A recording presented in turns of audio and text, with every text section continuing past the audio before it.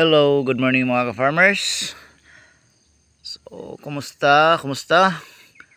So, ngayon mga farmers ay update na naman natin yung ating panibagong tanim na ampalaya at 1 week. So, 1 week mga ka-farmers dahil itinanim natin ito last Tuesday.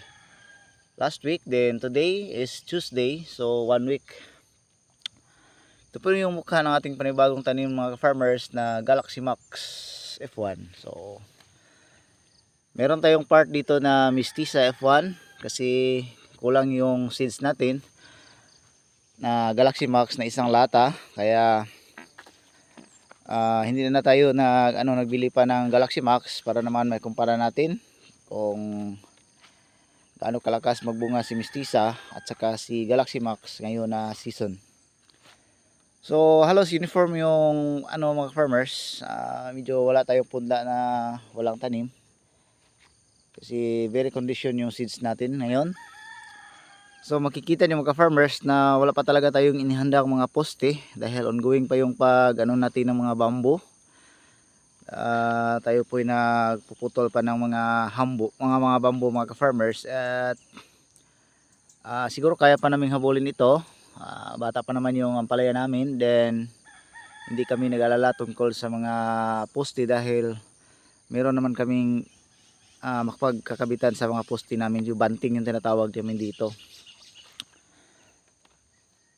So ano bang ginagawa natin dito para madali at mabilis lumaki yung ating ampalaya? So every now and then tayo po ay nagpapatubig dito mga farmers. Every other day kailangan natin na patikimin ng tubig para dahan-dahan yung ugat ay maghahabol ng tubig mga ka-farmers. So doon sa ibabaw, hindi pa yan naitamnan yung 3 lanes. So kita nyo yung asawa natin ay nag-ano siya ngayon dahil pinagagahan namin na magtatanim dito dahil kahapon ay linagyan namin ng tubig at ngayon ay basang-basa pa. So susundan natin ng pagtatanim dahil mamaya po mga farmers ay punta na naman tayo sa ating old ampalaya para mag-harvest ng kunti, at least mga 200-250 kilos mga ka-farmers. So ito po yung mukha natin sa panibagong tanim natin mga ka-farmers.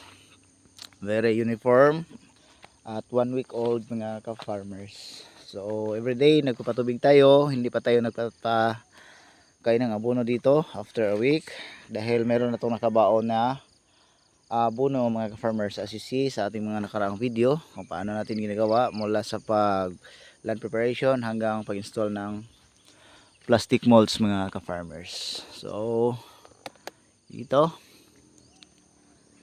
at minimum po ito na 500, so maximum 600. So puntahan natin yung kasama natin na nagbubungkal ng lupa kasi medyo may matitigas pa na part sa ating lupa bago natin tamnan, kaya kailangan natin na magiging smooth yung lupa para madaling maibaon yung seeds natin na meron ng ugat na nakalabas. So puntahan natin. Very cold morning mga ka-farmers. Very cold ang ating umaga dito. So ang area natin ay malinis na. So kailangan natin itong araruhin later on, habulin natin.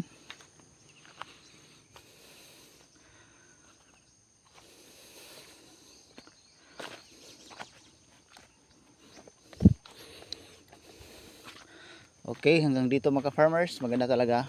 So yun ang pinakita natin noon, yung old plastic molds na ginagamit natin. Kita nyo, effective naman talaga, di ba? Nakasave tayo sa used plastic molds. So punta tayo dito para magtatanim. Meron tayong dala na panibagong seeds. Ito po ay Mestiza F1 mga farmers. So buksan natin. Yan. So kailangan palabasin muna natin yung ugat mga farmers bago natin itananim upang madali itong lumabas, di ba?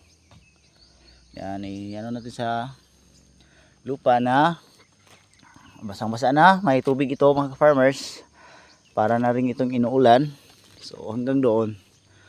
Yan. So Update na lang tayo later on mga farmers. Babu